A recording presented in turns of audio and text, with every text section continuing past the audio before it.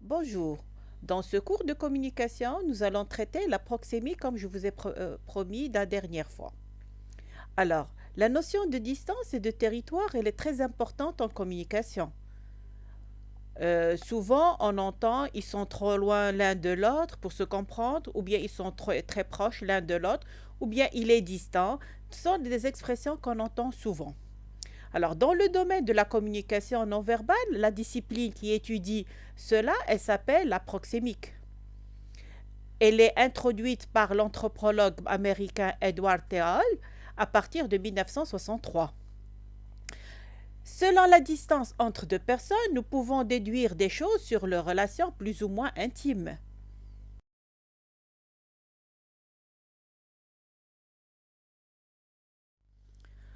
Qu'est-ce qu'on entend par espace proxémique?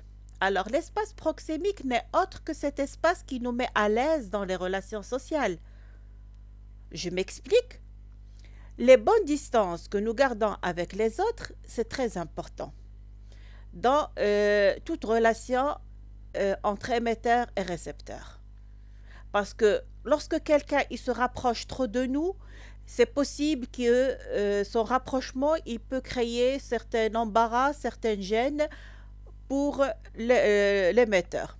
De même, c'est le cas aussi pour l'éloignement. C'est-à-dire quand quelqu'un il s'éloigne trop de l'émetteur, ça peut nous créer des sensations désagréables. Il ne faut pas oublier qu'à travers l'espace et la distance que nous occupons, nous communiquons certaines informations à d'autres. Cet ensemble de communication, il est défini comme proxémique et concerne précisément l'organisation, la perception et l'utilisation de l'espace.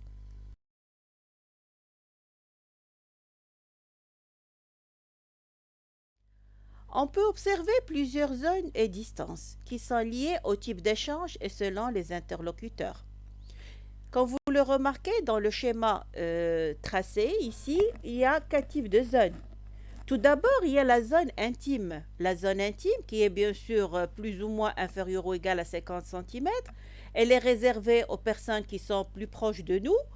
Et tout inconnu, bien sûr, qui essaye de s'intégrer au niveau de cette zone, il va créer un inconfort ou bien une gêne pour nous, automatiquement. Si on prend nos relations qui sont amicales et professionnelles, alors ce type de relation, il se déroule dans la bulle personnelle ou bien ce qu'on appelle la zone personnelle qui va jusqu'à 1,20 m. Donc le diamètre est d'un bras environ.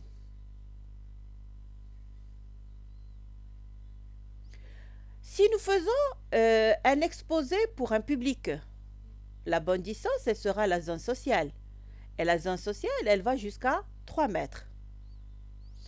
Ces distances-là, ils peuvent être variées selon bien sûr les cultures. Comme nous le savons tous, il y a deux types de cultures. Il y a les cultures qui sont plus froides et d'autres qui sont plus chaudes. Alors les cultures plus froides, automatiquement, ils mettent plus de distance dans les contacts, contrairement aux cultures chaudes, où le fait de se toucher fait partie de leurs habitudes. Il y a aussi à retenir les différences individuelles. On a déjà parlé l'autre fois des extravertis et des introvertis. Si je prends le cas des extravertis, ils auront tendance à toucher plus rapidement leur interlocuteur, alors que les introvertis, ils peuvent être plus distants.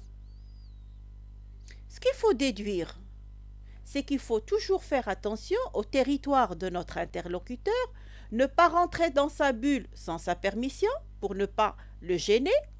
Cette bulle, elle peut varier bien sûr selon les situations, qu'il soit dans son bureau, dans un local neutre ou bien dans une situation professionnelle ou amicale. Parce que tout changement de situation, il peut aussi changer les distances. Je vous donne un exemple. Si je prends par exemple un client, le fait de rencontrer un client au cours d'une réunion conviviale, sportive ou un salon, la distance, elle sera plus proche de nous, plus ouverte. Alors que si nous retournons à le voir dans son bureau, automatiquement, la distance est à nouveau plus grande.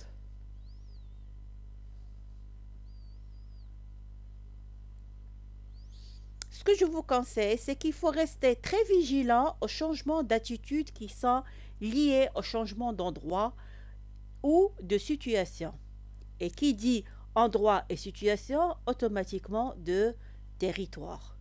C'est-à-dire la distance qui nous sépare du récepteur, elle dépend de l'endroit où on se trouve, de la relation qui nous lie à cette personne.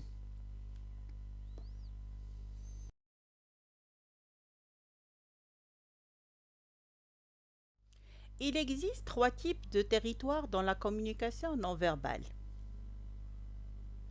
Le territoire de rencontre, bien sûr, il conditionne la relation que vous avez avec autrui.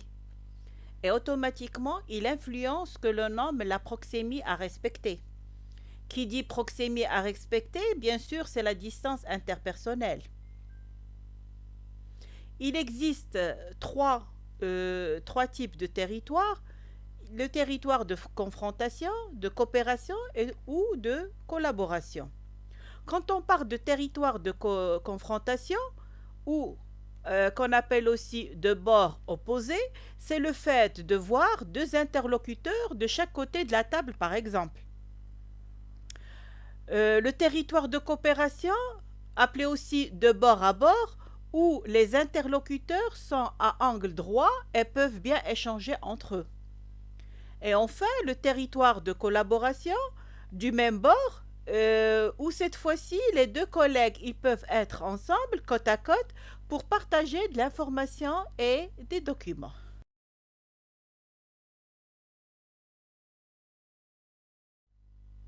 Alors, territoire et proxémie. Selon les définitions que nous avons déjà vues au niveau des différents espaces, euh, nous supposons que l'utilisation de cet espace ou bien de la distance dans nos relations sociales n'est autre qu'une négociation continue. Une négociation continue entre quoi? Entre la nécessité de se rapprocher des gens ou bien de s'en éloigner. On se trouve dans un vrai dilemme du fait que, d'une part, nous avons besoin d'avoir des contacts physiques avec les autres, et d'autre part, nous avons besoin d'espace littéralement pour protéger notre vie privée. Donc, nos relations sociales, ils sont donc perpétuellement en tension entre le processus d'affiliation, d'approche, et les processus de confidentialité et d'éloignement. Nous pouvons identifier deux types de territoires. Il y a ce qu'on appelle le territoire public et le territoire national. Le territoire public n'est autre que le territoire où les individus ils peuvent se déplacer librement tout en respectant les règles officielles de la coexistence civile. Et toute transgression, elle est sanctionnée. Par contre, le territoire national, c'est le territoire où l'individu il se sent presque complètement libre et possède le contrôle. J'espère que cette leçon vous a été bénéfique. Nous allons traiter bien sûr d'autres cas et d'autres cours de communication. Ce qu'il faut retenir, c'est que au niveau de la proxémie, toujours il faut prêter attention à l'endroit où on se trouve pour communiquer, à la nature de la personne avec qui on parle. Et selon ces deux critères, automatiquement, la distance, elle sera créée automatiquement. Sur ce, je vous remercie et à la prochaine, Inch'Allah.